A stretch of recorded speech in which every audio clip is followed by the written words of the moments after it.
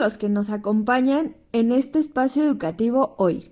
En este video exploraremos un tema fundamental en la formación de los alumnos, tanto la importancia del aula como espacio para el aprendizaje y comprensión del alumno, como del papel que éste desempeña, a su vez analizando cómo ha evolucionado la educación y qué estrategias y teorías respaldan el aprendizaje.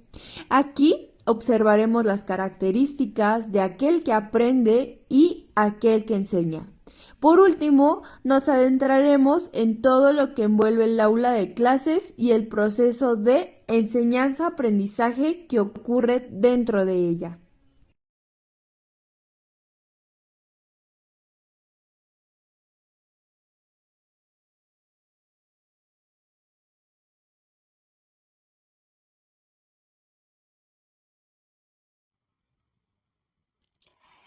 El aula es el espacio donde se desarrolla el proceso educativo. Tradicionalmente, era un lugar donde el docente impartía conocimientos de manera directa, pero hoy se entiende como un entorno donde se fomenta el desarrollo de habilidades de pensamiento y la comprensión. Dentro de estas habilidades encontramos tres dimensiones. La primera se asocia a procesos de conciencia y control voluntario.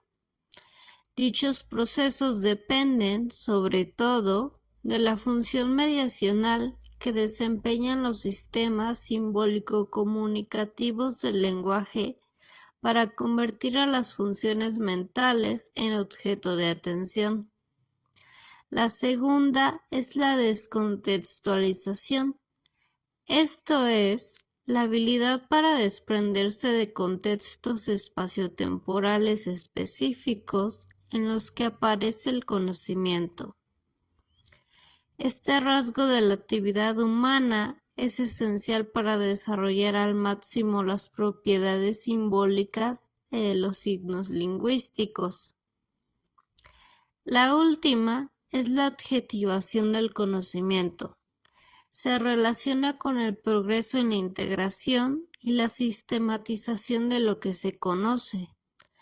El conocimiento de los individuos en determinadas áreas de experiencia está formalmente organizado en términos de teorías coherentes, y una de las metas fundamentales de la escuela es comprometer a quienes aprenden con áreas determinadas de experiencia que les permitan desarrollar conocimiento procedimental que contribuye a formalizar su conocimiento proposicional en otros dominios.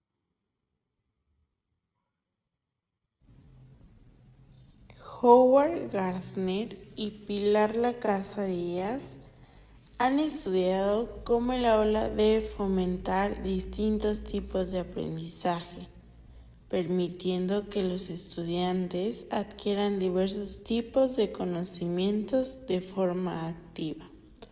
1. Conocimiento declarativo, lo que sabemos. 2.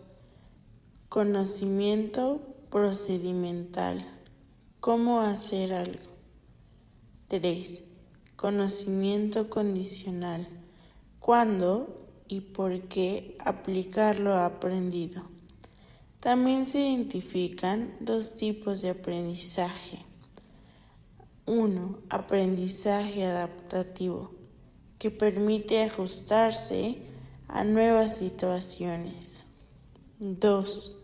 Aprendizaje significativo, que relaciona lo nuevo con lo ya conocido.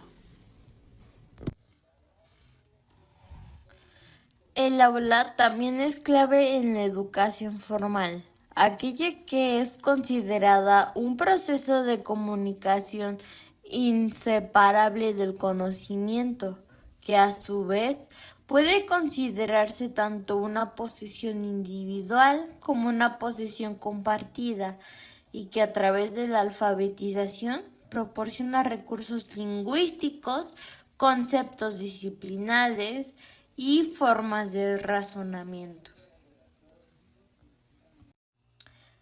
Sección 3. Estrategias de enseñanza y aprendizaje colaborativo. El rol del docente ha cambiado. Hoy en día, más que un transmisor de conocimiento, es un facilitador de aprendizaje. Su primera función es diagnosticar la situación de aprendizaje del individuo y del grupo, puesto que cada alumno o alumna y cada grupo son diferentes. Será necesario conocer su nivel de desconocimiento, sus intereses, sus características personales, etc. En base a esta información, determinará las estrategias y los materiales didácticos adecuados al grupo y decidirá las características de su evaluación. En función a todo ello, organizará los escenarios de aprendizaje, considerando las dimensiones de espacio-temporales de la situación. Finalmente, deberá ser capaz de analizar su propia práctica educativa. Es esta última característica la más importante en cuanto que permite controlar todas las anteriormente mencionadas.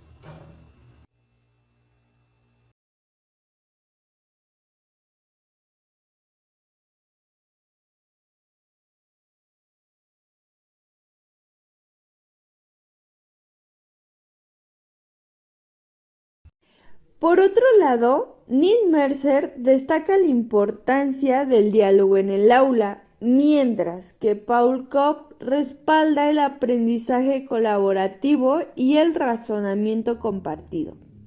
Cuando los estudiantes trabajan juntos, explican sus ideas, escuchan a los demás y revisan su propio pensamiento, promoviendo la autorregulación del aprendizaje. Aquí es donde entra la zona de desarrollo colectivo, un concepto que resalta la interdependencia entre los estudiantes y docentes, mediada por el lenguaje y la cultura. Otro concepto importante es la teoría de la actividad, que explica que los fenómenos sociales dentro del aula son más que simples interacciones cara a cara. Dependen de herramientas culturales que permiten compartir y construir conocimientos. En ello, es importante considerar el contexto, pues en él se entiende no solo el entorno que rodea la conversación, los objetos físicos, sino aquello que más allá de las palabras contribuye a crear el significado. Es la misma conversación la que crea el contexto. Lo que se dice en un momento dado permite interpretar lo que le sigue.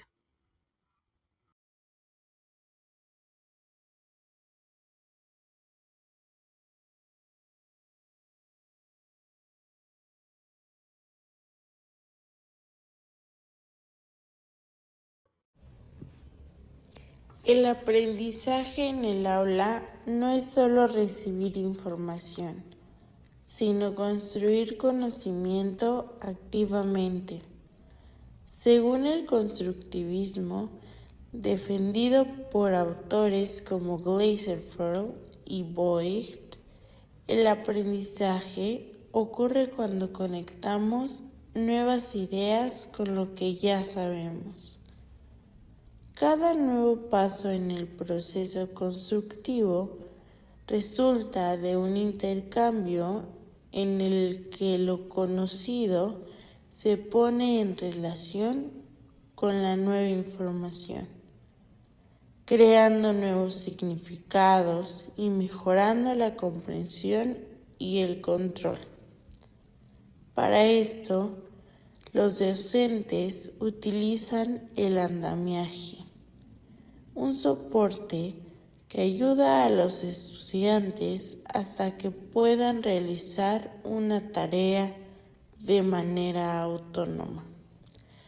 Tharp y Gallimore destacan que esta guía debe adaptarse a las necesidades de cada estudiante. Los estudiantes pueden llegar a clasificarse en dos: aprendices y expertos, ambos con características muy notorias. Los primeros generan metas y motivos diferentes que dependen en gran medida del entorno en el que se desenvuelven. Sus habilidades y destrezas adquieren sentido en el contexto en el que habitualmente han de ponerse en práctica. Aprenden interactuando con miembros más expertos de su comunidad, y las actividades tanto del que aprende como del que enseña han de entenderse en un marco más amplio de lo que otros han hecho, construyendo instrumentos que trascienden los límites de la creación individual y que son necesarias para que ésta se produzca. Aprenden muchas veces mediante la observación, y en el proceso de enseñanza no han de apoyarse necesariamente en la verbalización de las estrategias por parte del que enseña. Los expertos, a su vez, se caracterizan por ser personas cuya capacidad de rendimiento son capaces de llevarlo de un dominio a otro, es decir, parecen ser los solucionadores generales de problemas, incluso muestran mayores habilidades de memoria, estrategias especiales de aprendizaje que les permiten adquirir conocimiento muy rápidamente en muchos dominios. Tienen además una motivación para trabajar de forma continua sobre un tema durante periodos muy largos de tiempo. Muestran mayores habilidades metacognitivas que les permiten trabajar más fácilmente a través de diferentes dominios. Otra clave es la evaluación formativa, que no solo mide resultados finales, sino que sigue el proceso de aprendizaje para mejorarlo. Autores como Scribner y Cole han estudiado cómo el contexto cultural influye en el desarrollo cognitivo y la alfabetización. El progreso en el aprendizaje se verá reflejado en 4 estadios.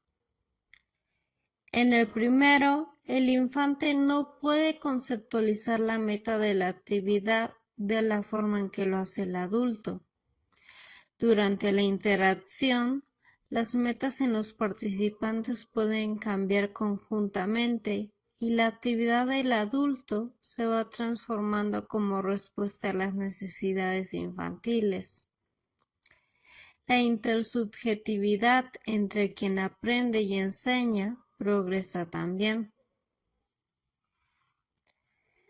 En el segundo estadio, la persona lleva a cabo la tarea sin ayuda de otro.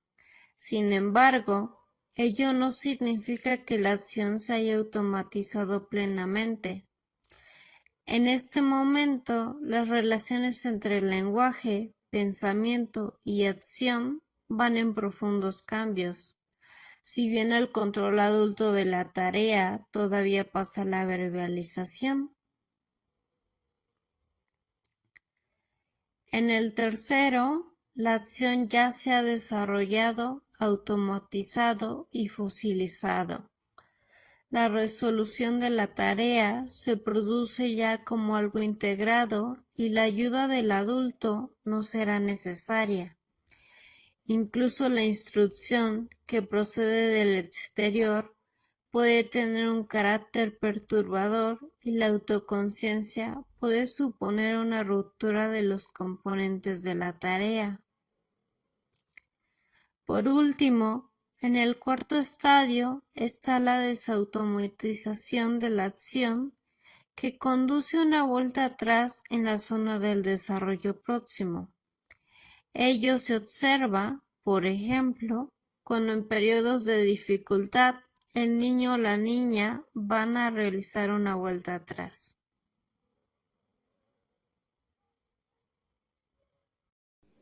Además, es fundamental reconocer la diversidad en el aprendizaje. No todos los estudiantes aprenden al mismo ritmo, por lo que se requieren estrategias inclusivas y adaptativas para garantizar una educación equitativa. Para ello se trabaja en el diseño instruccional, por medio del cual se desarrollan o eligen las estrategias más eficaces, teniendo en cuenta los resultados que deben lograr los estudiantes y las condiciones en las que han de alcanzarlas.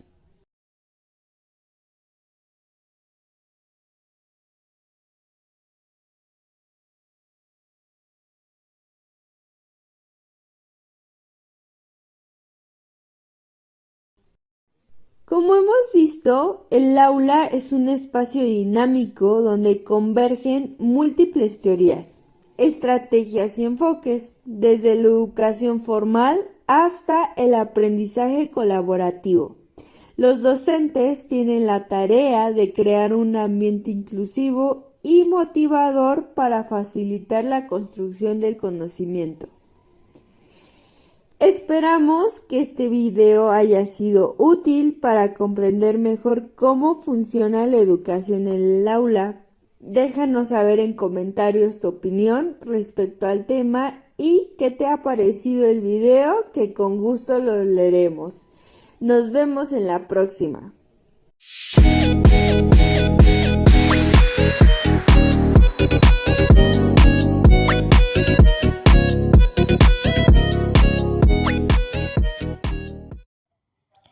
Un ejemplo de conocimiento proposicional sería aprender los principios de la gravedad en una clase de física.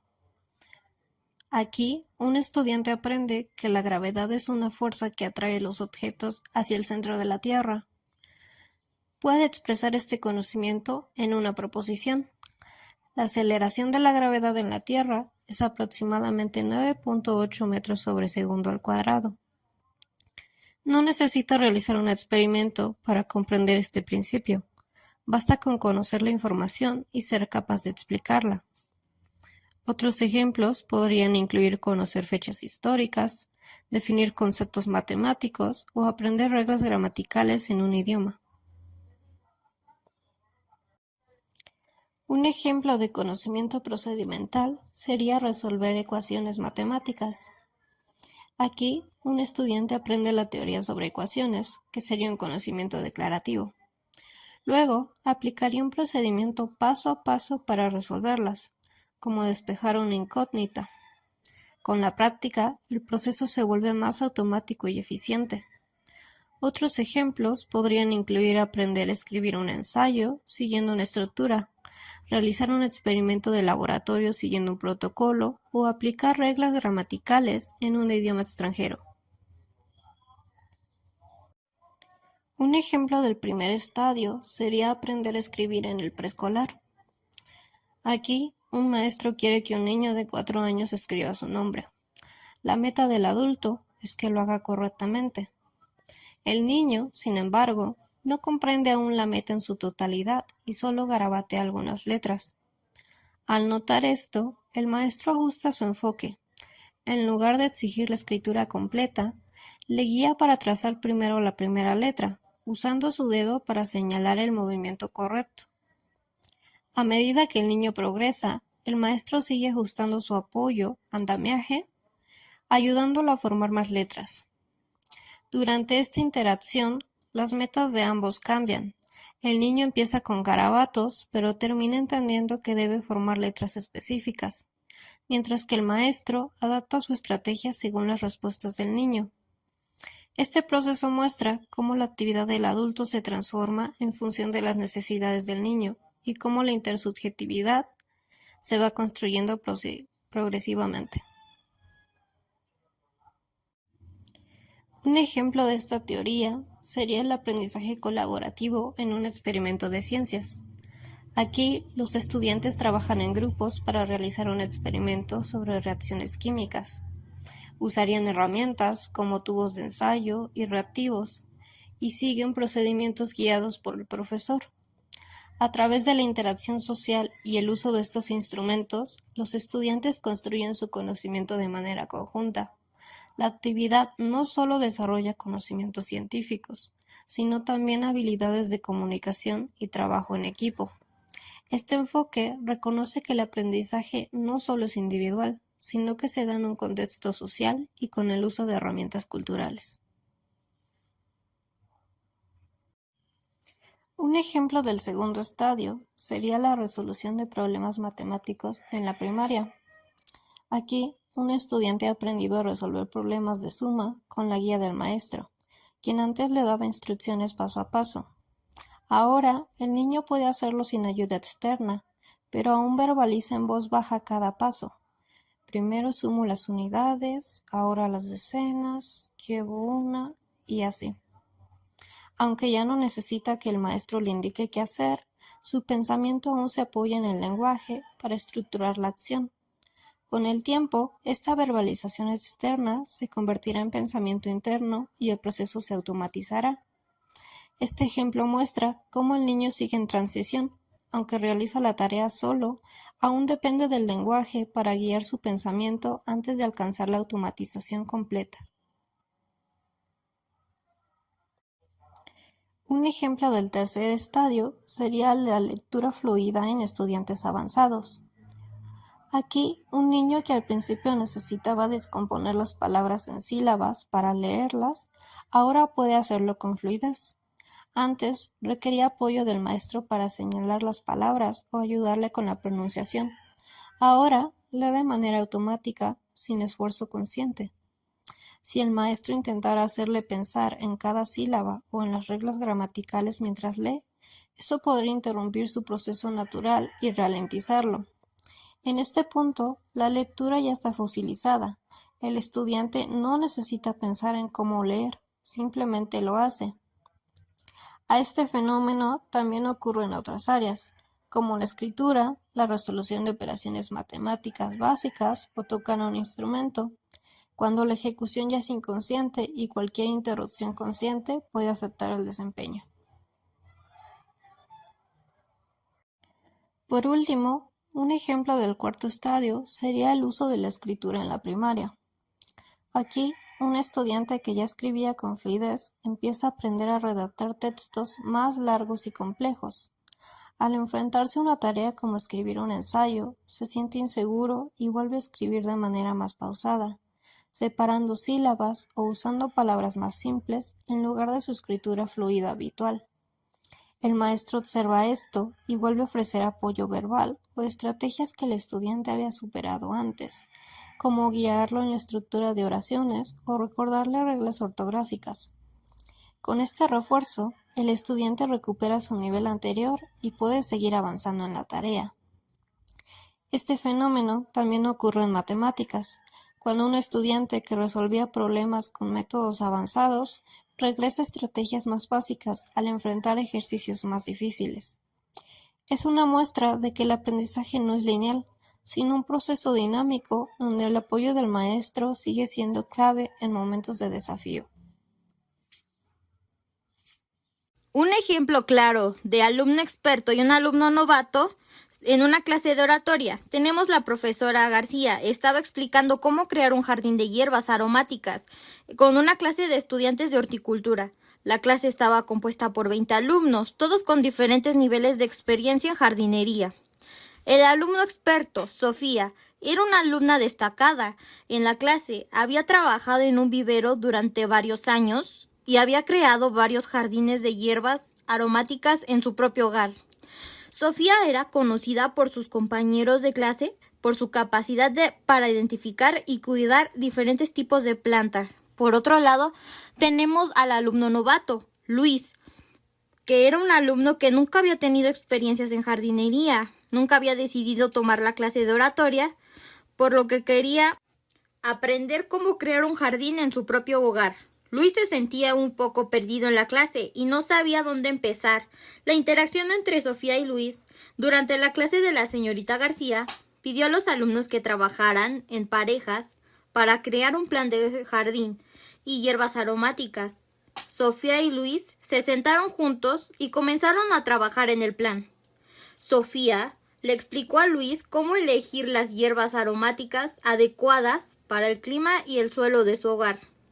También le mostró cómo crear un plan de jardín que incluyera diferentes tipos de plantas y cómo cuidarlas. Luis se sintió agradecido por la ayuda de Sofía y se dio cuenta de que había aprendido mucho más de lo que hubiera aprendido solo. Sofía, por su parte, se sintió satisfecha de haber podido compartir su conocimiento y experiencia con Luis. La lección aprendida es de que la interacción entre Sofía y Luis demostró la importancia de la colaboración y la ayuda mutua en el aprendizaje. Sofía, como alumna experta, pudo comprender su conocimiento y experiencias con Luis, quien se benefició de la explicación clara y concisa de su compañera en clase. La lección aprendida es que la colaboración y la ayuda mutua puede ser herramienta poderosa para el aprendizaje, especialmente en un entorno de clase donde los alumnos pueden tener diferentes niveles de experiencias y conocimientos. Estos son algunos ejemplos sobre el conocimiento declarativo, que es lo que ya sabemos. Por ejemplo, la capital de Francia es París. El agua hierve a 100 grados centígrados a nivel del mar. El presente simple en inglés se usa para hábitos y rutinas. Conocimiento procedimental. ¿Cómo hacer algo? Para multiplicar fracciones, se multiplican los numeradores y denominadores entre sí. Para editar un video, primero hay que importar los clips, luego recortarlos y agregar transiciones. Para resolver una ecuación cuadrática, puedes usar la fórmula general. Conocimiento condicional. ¿Cuándo y por qué aplicar lo aprendido? Si quiero viajar a un país extranjero, debo saber su idioma para comunicarme mejor. Si una ecuación cuadrática no se puede factorizar fácilmente, es mejor usar la fórmula general. Si quiero que mi video tenga un estilo dinámico, debo usar cortes rápidos en la edición. Ahora veremos ejemplos sobre los dos tipos de aprendizaje. Aprendizaje adaptativo. Ajustarse a nuevas situaciones. Un estudiante que siempre ha usado un cuaderno para tomar apuntes, aprende a utilizar una tablet y aplicaciones digitales para organizar su información. Un trabajador que estaba acostumbrado a reuniones presenciales aprende a manejar herramientas como Zoom o Google Meet para trabajar de manera remota. Un editor de video que usaba un software tradicional se adapta a una nueva plataforma como CapCut para optimizar su flujo de trabajo. Aprendizaje significativo. Relacionar lo nuevo con lo ya conocido. Un estudiante que ya sabe sumar y restar aprende a multiplicar relacionándolo con sumas repetitivas. Una persona que sabe hablar español empieza a aprender italiano, nota similitudes en palabras y estructuras gramaticales, lo que facilita su aprendizaje.